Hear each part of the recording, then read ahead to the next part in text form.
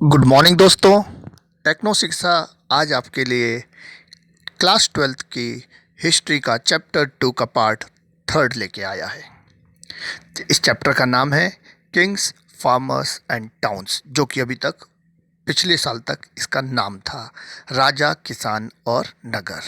इसमें 600 ईसा पूर्व से 600 ईस्वी तक का इतिहास बताया गया है। इस साल मैंने बताया था आपको, आपकी इस इतिहास की किताब का टाइटल चेंज कर दिया गया है। इसके जो चैप्टर्स हैं उनके टाइटल चेंज कर दिए गए हैं। जैसे इस दूसरे चैप्टर का नाम इस बार बदल कर रख दिया गया है political and economic history, how inscriptions tales a story.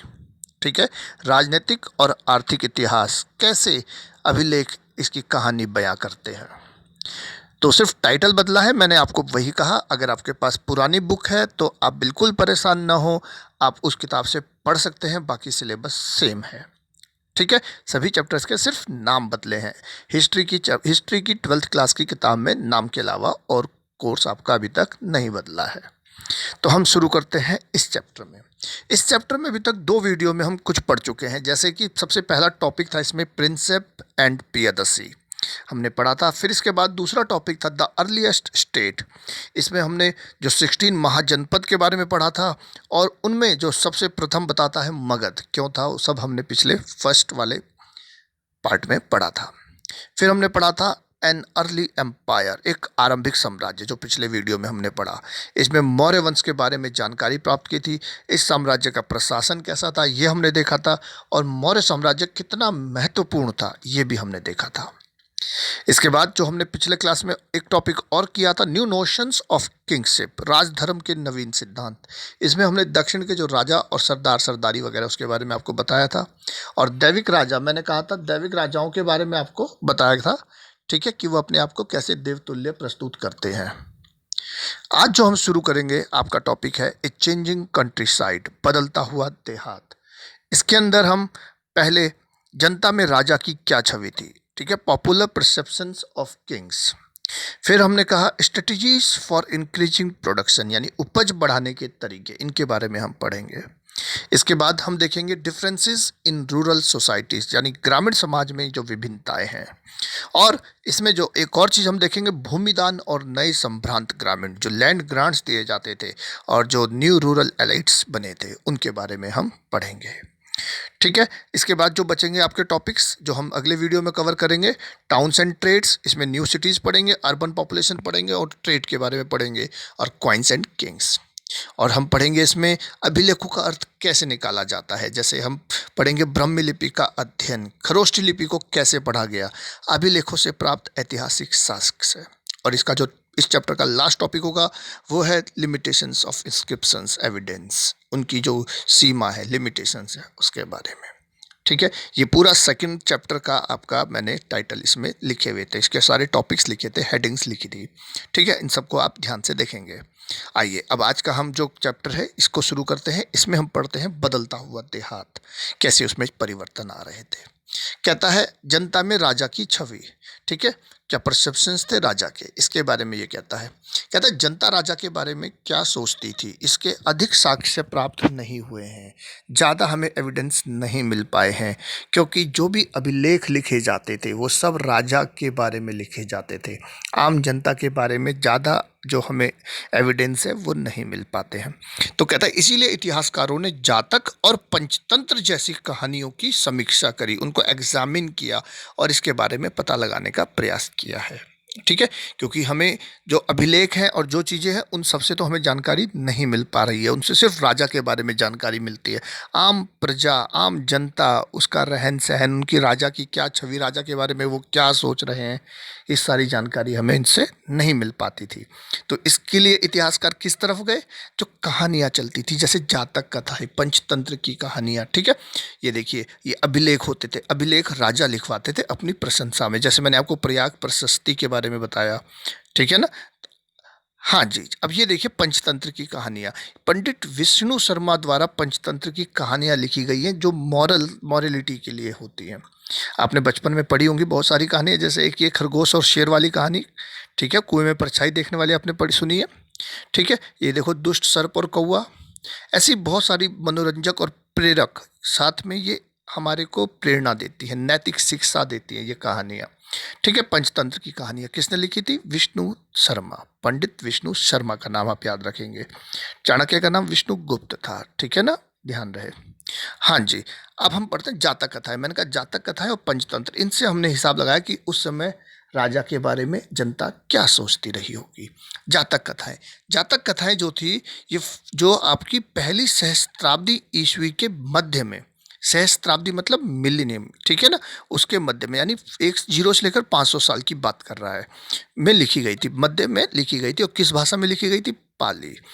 Okay, कहता है जातक कथाओं में गौतम बुद्ध के पूर्व जन्म और बचपन की कथाओं का वर्णन है। जातक कथाएं जो ये पिक्चर्स के रूप में बनाई गई हैं, ठीक है, पुरानी गुफाओं में, और इनमें क्या है? गौतम बुद्ध के पूर्व जन्म के बारे में कहानियां हैं और उनके बचपन की कथाओं का वर्णन है कि पूर्व जन्म में वो किस किस योनि में रहे, किस किस जानवर की उन्होंने उसमें अवतार उसमें लेते चले गए थे। ये कथाएं मौखिक थी, बाद में इनको उसमें से देख करके बनाया गया है। जैसे अब आप इसमें पढ़ेंगे एक गंध दिंतु, देखो कहता है, ये देखो ये जातक कथाओं के एग्जाम्पल है, ऐसे जातक कथाएं वहाँ बनी पड़ी हैं। ठीक है, ये जातक कथाएं जानवरों के बारे में, सब चीज़ के बारे में, गौतम बुद्ध के बारे में, सारी चीज़ें इसमें दिखाई गई हैं। ठीक है, जातक कथाओं के चित्र आप देख रहे हैं, इस तरह जातक कथाएं। कहता है one story known as the Gandatindu Jataka describes the relationship between the king and his subjects. ऐसी ही एक जातक कथा, गंधतिंदु जातक कथा, राजा और प्रजा के संबंधों पर प्रकाश डालती है। ठीक है, क्या है गंधतिंदु कथा में? देखते हैं इसका ये चित्र देखिए, गंधतिंदु कथा, इसमें इस चित्र के जरिए दिखाई गई थी पूरी कहानी। अब इस कहानी को मैं आपको बता देता हूँ। ठीक है, इस कहानी में देखिए आपको कई सारे जानवर भी दिख रहे हैं, लोग भी दिख रहे हैं, राजा दिख रहा है हाथी में, ठीक है, घोड़े में, यहाँ पे राजा जा रहा है, इधर आम जनता दिख रही है, ठीक है, सब लोग दिख रहे हैं, बूढ़ी औरतें, बच्चे, बूढ़े सब दिख रहे हैं। कहता है जैसा कि यह कहानी इंगित करती है कि एक राजा और उसकी प्रजा, विशेष रूप से ग्रामीण जनता के बीच संबंध अक्सर तनावपूर्ण रहे होंगे। बुजुर्ग महिलाओं और पुरुषों, कृषकों, चरवाहों, गांव के लड़कों और यहाँ तक कि जानवरों को भी इसमें चित्रित किया गया है, मैंने आपको दिखाया है। ठीक है ना, कहता है देखो इसमें आपको बुजुर्ग से लेकर सब दिखाई देंगे, आप इसमें पिक्चर को अगर आराम से देखें तो। कहता है राजा भेष बदलकर जनता के बीच यह पता लगाने गया कि जनता उसके बारे में क्या सोचती है। तो उसे पता लगा कि जनता दुखी थी और कारण मानती थी राजा को। लोगों ने शिकायत की कि रात में डकैत लोगों पर हमला करते हैं और दिन में राजा के अधिकारी कर वसूलने के लिए परेशान करते हैं। ठीक है, तो राजा ने क्या किया कि जनता मेरे बारे में क्या सोचती है इसका पता लगाया जाए। तो राजा क्या करता है, भेष बदलकर जनता के बीच में पहुंच जाता है कि क्या है कहानी, मैं जरा देख के आऊं। और वहां जाकर राजा देखता है क्या जनता तो उसके बारे में कितना बुरा सोचती है। जनता सोचती है सारे दुखों का कारण तो यही राजा है, भाई इसने अपने हमारे ऊपर टैक्स बढ़ा रखे हैं, यहाँ हम टैक्स में दबे जा रहे हैं और रात को हमारे को डकैत भी लूट के ले जाते हैं। ठीक है ना, तो वो सोचते कि हमारे सारे दुखों का कारण कौन है? राजा। अब वो कहते हैं दिन में राजा के अधिकारी कर वसूलने के लिए परेशान करते हैं, इसलिए लोग गांव छोड़कर जंगल में बस गए थे। अब वो गांव से बाहर जाकर किसी जंगल में ही चले जाएं, शहर में यहाँ पे रह रहे हैं, जितना कमा रहे हैं उससे ज़्यादा राजा को टैक्स देना पड़ रहा है, या फिर हमारे को लुटेरे लूट के ले जा रहे हैं। ठीक है ना, वही है। As the story indicates the relationship between a king and his subject, specially the rural population could often be strained. Elderly women and men, cultivators, herders, village boys, and even animals are also depicted in it. When the king went in disguise to find out what his subjects thought about him, each one of them cursed him for their miseries, complaining that they were attacked by robbers at night and by tax collectors during the day. To escape from this situation, people abandoned their village and went to live in the forest. ठीक है, मैंने कहा कैसे इससे बचने के लिए वो जंगल में जाने को गांव छोड़कर तैयार थे। इस प्रकार जातक कथा से यह भी पता चलता है कि इस तरह संकट से बचने के लिए एक उपाय जंगल की ओर भाग जाना होता था। मैंने कहा था वो जंगल में चले जाते थे। ठीक है, तो एक उपाय ये भी था, escaping into the forest remained an option as reflected in the Jataka story. कहता है इसी बीच देखो, एक तो उपाय उन्होंने कहा या तो भागकर जंगल में चला जाए या फिर अपना ही कुछ आमदनी बढ़ाई जाए। हम गांव में रह के जो खेती कर रहे हैं तो इसमें ही कोई सुधार किया जाए कि हमारी उपज ज़्यादा हो, जिससे कि हम कर भी दे पाए और शहर में सरवाइव भी कर पाए। तो कहता है, पहला तो उसने कारण कहा, escaping into the forest remained an option as reflected in the Jataka story. फिर कहता है, meanwhile other strategies aimed at increasing production to meet growing demand for taxes also came to be adopted. कहता है, करों की बढ़ती मांग को पूरा करने के लिए किसानों ने उपज बढ़ाने के उपाय ढूंढने शुरू किए। कैसे हम अपनी उपज को, प्रोडक्शन को बढ़ाएं। ठीक है, तो आगे चलते हैं। देखिए, उपाय क्या होंगे। एक ये हल आप जानते हैं, ठीक है। हल तो पहले से यूज कर रहे थे, पर हल का जो आगे का फाल होता है, ठीक है, ये जो हिस्सा होता है, ये जिससे वहां पे इसे जमीन में खोदा जाता है ना, जमीन में जो गड़ता है, तो कहता है लोहे का फाल यूज किया गया। ठीक है ना। आइए, कहता है, देखो ये हल लगा रहे हैं ना खेत में, आपने देखा होगा। अब तो कम नज़र आते हैं, आजकल के गांव में तो ट्रैक्टर्स हो गए हैं, पर अभी भी दूर दराज के जो पिछड़े इलाके हैं वहाँ पर इस तरह बैल से हल लगाया जाता है। तो पहले तो यही साधन था जब टेक्नोलॉजी नहीं थी। सिंचाई के लिए उन्होंने कहा कुओं का प्रयोग, कुएं आपने देखे हैं। नहरों का प्रयोग, देखो नदियों से नहरें निकालकर, खेतों से निकालकर सभी राज्यों तक पहुंचाई जाती है ना। नहरें आपने देखी है गांव की तरफ। तालाब, गांव में आपने ये तालाब भी देखे हुए हैं। इस तरह तालाब से गांव में सिंचाई की जाए। तो कहता है उपज बढ़ाने के तरीके, स्ट्रेटजीज क्या अपनाई गई। तो कहता है यूजेज ऑफ आयरन टिप्ड प्लो, लोहे के फाल वाले हलों का प्रयोग किया गया, पहली बात कहता है। दूसरा कहता है कुएं, तालाब और नहरें खुदवाना। ठीक है, और कैसे, इसका ये पहला कहता है कृषक समुदाय द्वारा मिलकर, together by the cultivator community, वो कृषक समुदाय द्वारा अपने आप मिलकर वो करने लगे। दूसरा, व्यक्तिगत लोगों द्वारा, जो राजा या प्रभावशाली लोग थे। कहता है या तो लोगों ने आपस में मिलकर करा, या कोई व्यक्तिगत राजा, जो आदमी पावरफुल होगा, पैसे वाला होगा, ठीक है, राजा होगा या वहाँ का कोई प्रभावशाली व्यक्ति होगा, वो उन लोगों के लिए खुदवा के देगा।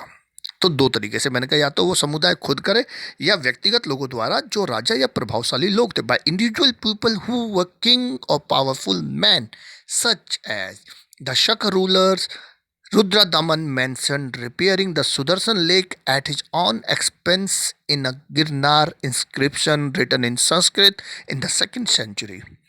कहता है शक शासक रुद्रदमन ने सुदर्शन झील की मरम्मत अपने खर्च से करवाई। इसका उल्लेख उसने 2री शताब्दी के संस्कृत में लिखे एक गिरनार अभिलेख में किया है। गिरनार अभिलेख, गिरनार गुजरात में एक जगह है, तो गिरनार में जो अभिलेख मिला है उसका नाम है गिरनार अभिलेख।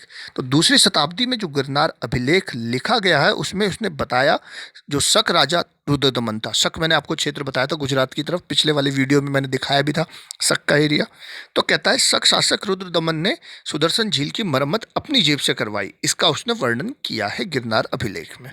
तो इससे भी हमें आइडिया लगता है कि प्रभावशाली लोग या जो क्या नाम है राजा लोग हैं, वो भी इस तरह की काम करते होंगे। ठीक है, कुएं, तालाब और नहर खुदवाना, या मैंने कहा वो अपने आप कृषक समुदाय मिलकर करता होगा।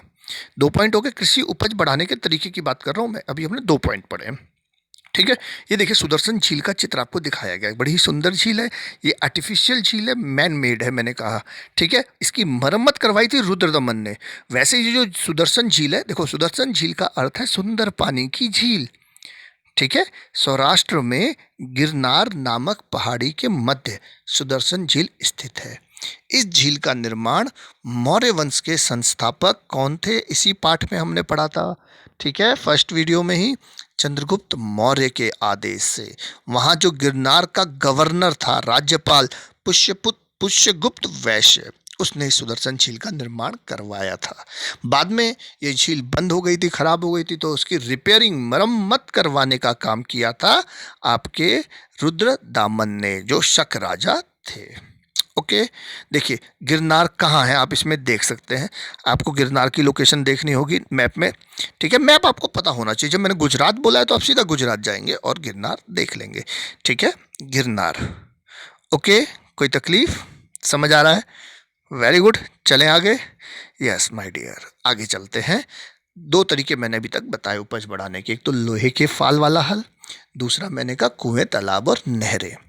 तीसरा तरीका कहता है गंगा की घाटी में धान की रोपाई से उपज में भारी वृद्धि हुई।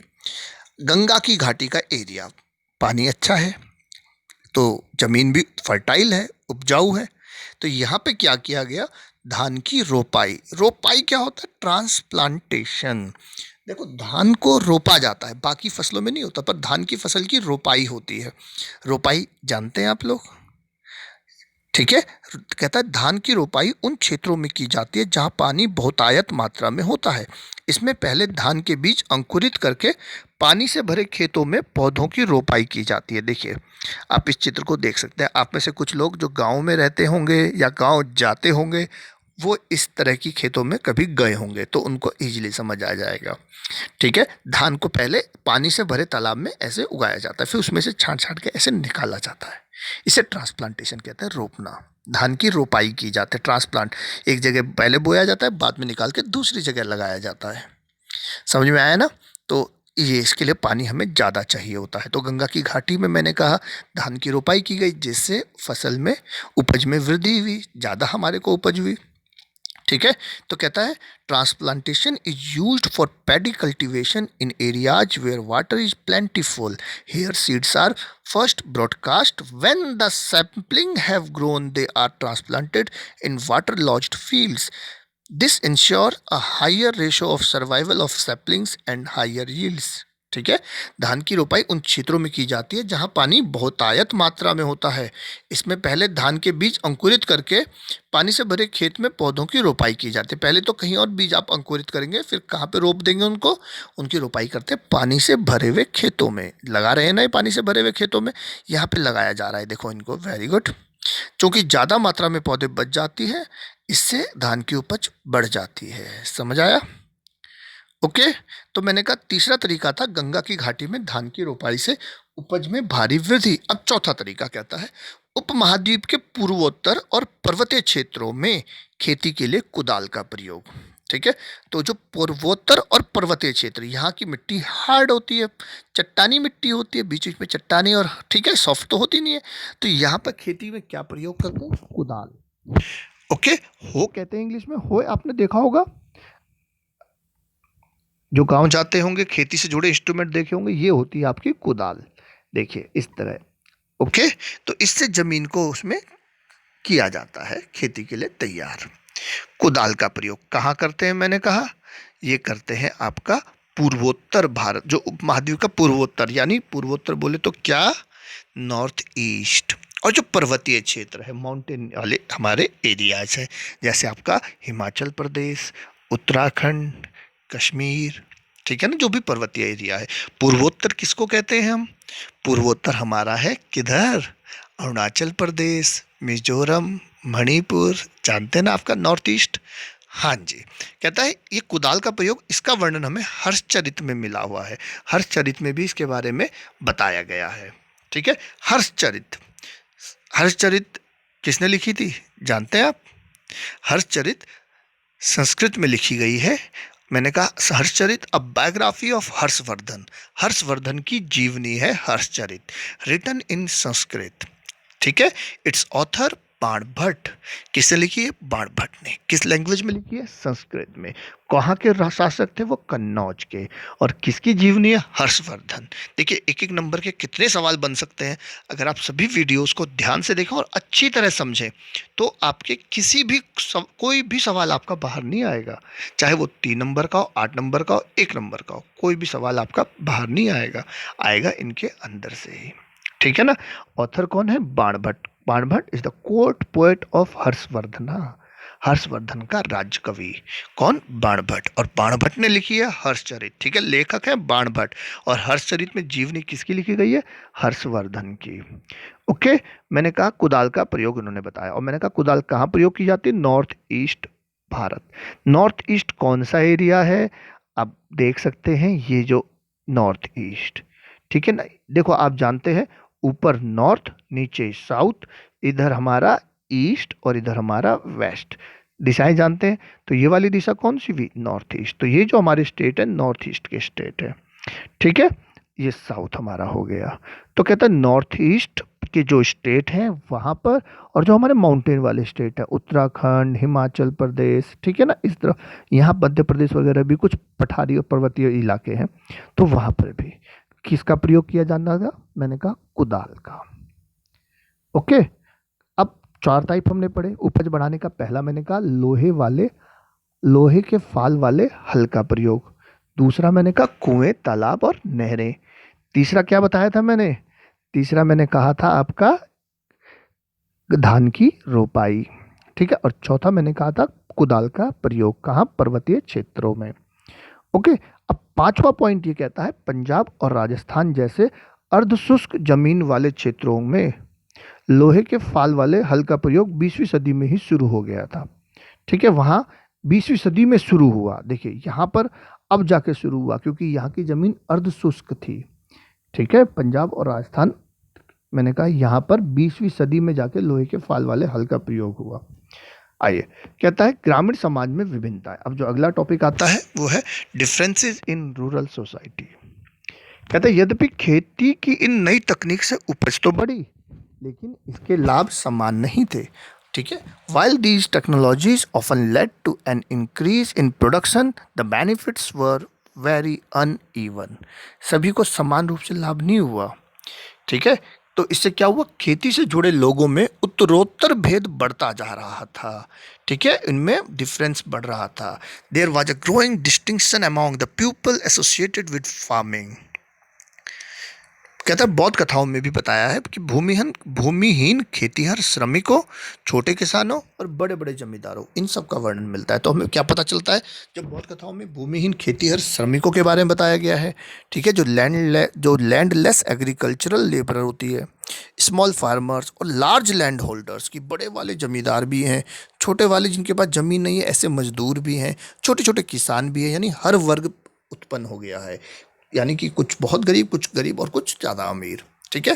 तो हमें कहता है बौद्ध कथाओं में ये सब उल्लेख मिल रहा है।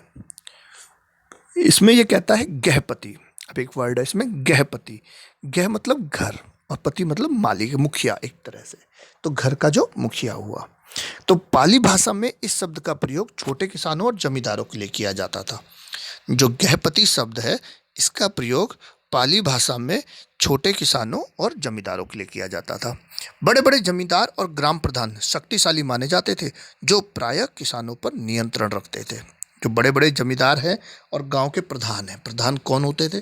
प्रधान आज भी वही होते हैं जो थोड़े से वहाँ के दबंग होंगे, तो वो शक्तिशाली आज भी माने जाते हैं। तो तब की तो बात ही अलग है। और वो प्रायः किसानों पर नियंत्रण रखते थे। ओके, कहता है the post of village headman was often hereditary. ग्राम प्रधान का पद अक्सर वंशानुगत होता था। अक्सर मतलब अधिकतर होता था, पर हमेशा ऐसा होगा जरूरी नहीं है, पर अक्सर होता था जनरली। ओके, कहता है गृहपति। मैंने आपको गृहपति कहा। कहता है गृहपति वॉज द ऑनर। गृहपति घर का मुखिया होता था और घर में रहने वाली महिलाओं, बच्चों, नौकरों और दासों पर नियंत्रण करता था। घर से जुड़े भूमि, जानवर या अन्य सभी वस्तुओं का वह मालिक होता था। कभी कभी इस शब्द का प्रयोग नगरों में रहने वाले संभ्रांत व्यक्तियों और परिवारों, व्यापारियों के लिए भी होता था।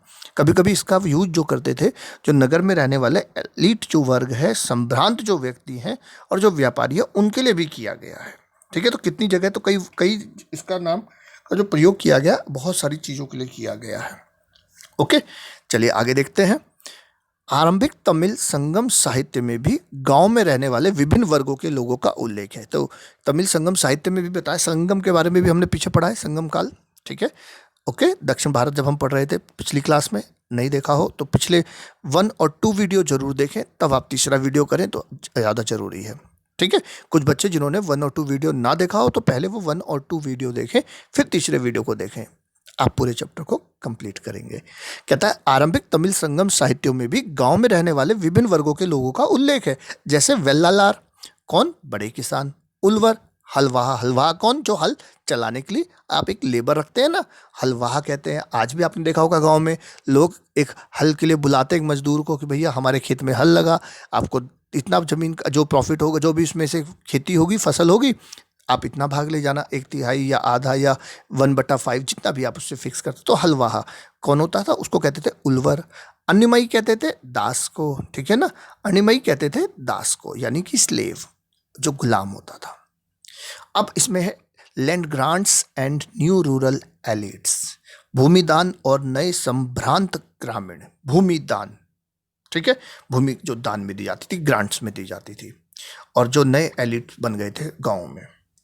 कहता है ईस्वी की प्रारंभिक शताब्दियों से भूमिदान के प्रमाण, खासकर अभिलेखों द्वारा भूमिदान के प्रमाण मिले। और कैसे मिले? अभिलेख से। तो जिसको भूमिदान दे रहे हैं उसको भूमि के साथ में एक सर्टिफिकेट दे रहे हैं, मतलब एक उसको चाहे तो किसी पत्थर में लिखकर या किसी ताम्र पत्रों में लिखकर, वो बताएंगे अभी अगली लाइन में।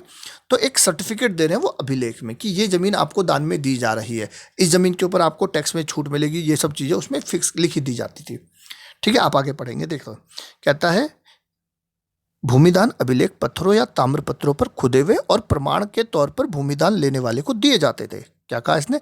सम of these inscriptions were on stone but most were on copper plates. कुछ तो पत्थरों पर थे पर अधिकतर किस में थे? कॉपर प्लेट्स यानी ताम्र पत्रों पर खुदे हुए। And given to the donees of lands as proof. मैंने कहा उसको प्रूफ के तौर पे, जो उसको क्या नाम है, दान स्वीकार कर रहा है, उसको वो दिया जा रहा है। ठीक है, लेख ये देखिए, एक ताम्रपत्र का आपके सामने एग्जाम्पल, एक पिक्चर आपको दिखाई जा रही है, आप इसको देख के समझ सकते हैं। ये एक कॉपर प्लेट इंस्क्रिप्शन है, ताम्रपत्र अभिलेख है। ठीक है, इसमें देखो खुदा हुआ होता है, खोद खोद कर गुदा हुआ कहते हैं ना जिसे। हाँ जी, ये पत्थर में लिखा गया अभिलेख। ओके, तो इस तरह दिए जाते थे आप, मैंने कहा भूमिदान अभिलेख। भूमिदान साधारणतः धार्मिक संस्थानों या ब्राह्मणों को दिए गए थे। किसे? Land grants were generally given to religious institutions और Brahmans. Most of the land donations records have been found in Sanskrit and some in local languages such as Tamil and Telugu. कहता ज्यादातर जो मिले हैं वो संस्कृत में मिले हैं, पर कुछ हमें वहाँ की स्थानीय भाषाओं में भी मिले हैं, जैसे तमिल और तेलुगु में। कहता है संस्कृत धर्मशास्त्रों के अनुसार महिलाओं को भूमि जैसी संपत्ति पर अधिकार नहीं होता था। जो हमारे संस्कृत लीगल टेक्स्ट्स हैं उनमें कहा गया है महिलाओं को भूमि पर अधिकार नहीं है। ठीक है, तो कहता है पर इसका भी अपवाद है। एक शासिका ने भारत पर शासन किया है, प्रभावती गुप्त, जिनका नाम भारतीय शासिकाओं में से आता है। तो कहता है उनका एक अभिलेख मिला है जिसमें बताया गया है कि वो भूमि की स्वामिनी भी थी और वो भूमि को दान में भी दे रही है। तो ये कहता है but an exception is the lands grants by the Prabhavati गुप्त। प्रभावती गुप्त द्वारा भूमिदान एक अपवाद है, महिलाएं को संपत्ति पर अधिकार नहीं होता था, पर जो ये प्रभावती गुप्त है ये एक अपवाद कह रहा है। ठीक है ना, तो मैंने कहा आप देखिए आगे, कहता है प्रभावती गुप्त, कहता है गुप्त शासक चंद्रगुप्त द्वितीय लगभग 375 से 415 ईस्वी। ओके, चंद्रगुप्त जो द्वितीय थे 375 से 415 ईस्वी, उनकी पुत्री थी प्रभावती गुप्त। इनका विवाह दक्कन, जो दक्कन भारत है, के शक्तिशाली वकाटक परिवार में हुआ था। वहाँ का एक शक्तिशाली राजा था वकाटक, जो वहाँ का वंश था, उस परिवार में हुआ था। तो बहुत बड़े राजा की बेटी और बहुत ही शक्तिशाली शाही परिवार में विवाहित ये थी प्रभावती गुप्ता। तो प्रभावती गुप्त एक्सेप्शन इसलिए है क्योंकि हो सकता है वो रानी है, इसकी वजह से वो अपवाद हो। ठीक है ना, तो कहता है महिलाओं को भूमि की ऐसी संपत्ति पर अधिकार नहीं था, परंतु अपवाद मिला है प्रभावती गुप्त। ये इनका एक चित्र भी मिला है गुफाओं से। ठीक है, वकाटक देखिए दक्षिण भारत में, इधर आपका यहाँ पर ये स्थिति है। ठीक है, दक्कन भारत की तरफ। ओके, दिखाई दे रहा है आपको? Very good. चलिए, कहता प्रभावती गुप्त ने अपने अभिलेख में यह कहा है कि वह भूमि की मालकिन थी और उन्होंने भूमि दान भी किया था। दोनों चीजें बताई, that she was the mistress of land and she was also granted land. कहता one reason for this may be that she was a queen. एक कारण हो सकता है कि वो एक रानी थी। And second, it may also be possible that the provisions of legal text were not uniformly implemented. Okay, एक कारण तो ये हो सकता है कि वह एक रानी थी, इसलिए उनको भूमि की मालकिन बना दिया गया हो और भूमि दान भी उन्होंने कर दिया हो। दूसरा कारण ये भी हो सकता है कि हर जगह धर्मशास्त्रों को फॉलो किया जाता होगा, ऐसा जरूरी नहीं है, क्या पता कई जगह फॉलो नहीं करते थे। धर्मशास्त्रों में कहा गया है पर हर जगह उसको फॉलो नहीं किया जा रहा हो। ठीक है, इसका आगे आप अगले चैप्टर में भी एक एग्जाम्पल पढ़ेंगे, धर्मशास्त्र हर जगह फॉलो होते थे कि नहीं होते थे। ठीक है, जब हम तीसरा चैप्टर पढ़ेंगे। फिर कहता है, आइए, प्रभावती गुप्त द्वारा अग्रहार दान। अग्रहार दान क्या है अभी बताते हैं आपको। अग्रहार दान संबंधी अभिलेख से जानकारी मिलती है कि क्या जानकारी मिलती है इसके इंस्क्रिप्शन से, regarding rural subjects including Brahmans, cultivators and other classes. ग्रामीण प्रजा जिसमें ब्राह्मण, किसान और अन्य वर्ग शामिल है, इनके बारे में। ठीक है, कहता है अग्रहार। अग्रहार क्या है? अग्रहार जमीन का वो टुकड़ा है जो ब्राह्मणों को दान दिया जाता था। And agrahara was land granted to a Brahmin who was usually exempted from paying land revenue and other dues to the king. ठीक है, इसमें ब्राह्मणों से भूमि कर या अन्य प्रकार का कोई कर नहीं वसूला जाता था। फिर एक और चीज कहता है, and was often given the right to collect these dues from the local people. उनसे टैक्स तो नहीं लिया जा रहा, बल्कि ब्राह्मणों को स्वयं स्थानीय लोगों से कर वसूलने का अधिकार भी दे रखा है। तो ब्राह्मणों को प्रिविलेज दी गई थी ना, क्योंकि ब्राह्मण हमारे सम्मानित थे उस समय से, तो धर्मशास्त्रों में उनको सम्मानित बताया गया था। तो इसलिए ब्राह्मणों को ये प्रिविलेज दिया गया था कि आप कोई जमीन दी जा रही, आप इस पर टैक्स भी नहीं देंगे, हाँ आप बाकी लोगों से भी टैक्स ले लेंगे, स्थानीय लोगों से आप टैक्स लेने के लिए आपको राइट दिया गया है। कहता है, हम मैंने कहा ये अग्रहार जो अभिलेख जो था। ठीक है, आइए, ग्रामीण प्रजा शासकों और प्रतिनिधियों को कई प्रकार की वस्तुएं प्रदान करती थी। इस अभिलेख से हमें जानकारी मिलती है।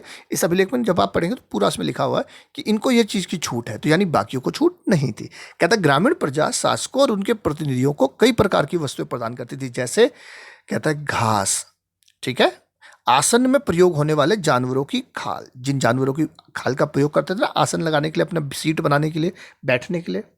कहता है खनिज पदार्थ, खाद्य वृक्ष के उत्पाद, फूल, दूध और कोयला। Okay, the people of the village had to obey the orders of the new chief and possibly pay their payment to him.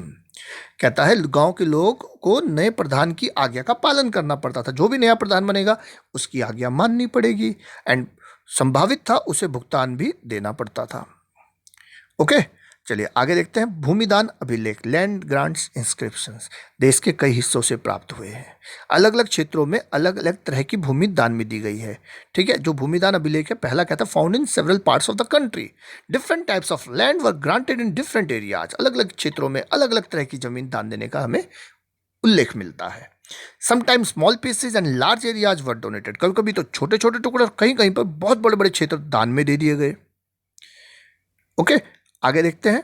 कहता है दान प्राप्तकर्ताओं के अधिकारों में क्षेत्रीय परिवर्तन मिलते हैं। जगह जगह के हिसाब से अलग अलग दान प्राप्तकर्ताओं के अधिकारों में चेंजेस मिलते हैं। There are regional changes in their rights of donees, the recipients of the grants. ठीक है, कुछ इतिहासकारों के अनुसार भुगतान कृषि क्षेत्र को प्रोत्साहित करने की रणनीति का हिस्सा। कुछ इतिहासकार कहते हैं ये जो भूमि दान दिया जाता है, भुगतान नहीं, सॉरी, ये भूमि दान होना था, ये गलती से यहाँ पे भुगतान दिया गया है, आप इसे भूमि दान कर दीजिए। ठीक है, ये जो भुगतान है इसको आप भूमि दान कर देंगे। कहता है कुछ इतिहासकारों के अनुसार भूमि दान कृषि क्षेत्र को प्रोत्साहित करने की रणनीति का हिस्सा था।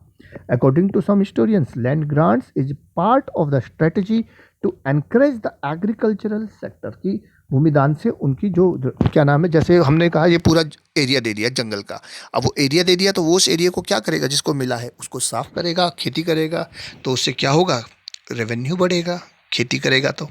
ठीक है ना, तो कहता है कृषि क्षेत्र को प्रोत्साहित करने की रणनीति का हिस्सा।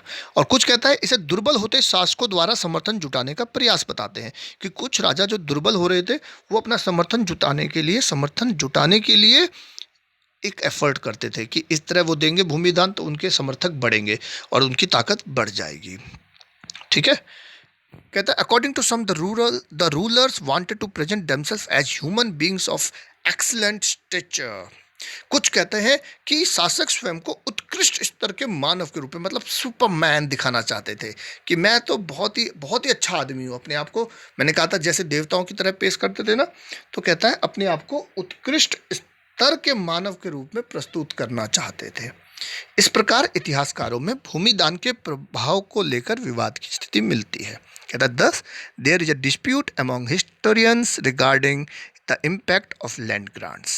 ठीक है, भूमिदान के प्रचलन से, ठीक है, with the practice of land grants, some insight into the relationship between cultivators and the state, राज्य और किसानों के बीच जो संबंध है उसकी हमें झांकी मिलती है।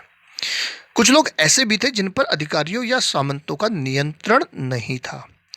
ठीक है, कुछ लोग ऐसे थे जिन पर जो ऑफिसर्स थे या सामंत थे उनका नियंत्रण नहीं था, जैसे कि पशुपालक, संग्राहक, शिकारी, मछुआरे, शिल्पकार, घुमक्कड़ और एक ही स्थान पर रहने वाले, है ना। तो कुछ घूमने वाले और कुछ एक ही स्थान पर। घुमंतु खेतीहर, ठीक है, शिफ्टिंग कल्टीवेटर कहते हैं ना, जो आपने झूम खेती पढ़ी होगी, जो घूम जहाँ इधर से उधर जाते हैं और वहाँ पे खेती करी, फिर दूसरे 2-3 साल बाद दूसरी जगह खेती करी, क्योंकि एक ही ज़मीन पे जब हम ज़्यादा टाइम खेती करते हैं तो उसकी उपजाऊता खत्म हो जाती है, तो ये लोग बदल बदल कर खेती करते हैं, तो उन्हें कहते हैं घुमंतु खेतीहर, शिफ्टिंग कल्टीवेटर्स, झूम खेती भी कहा जाता है।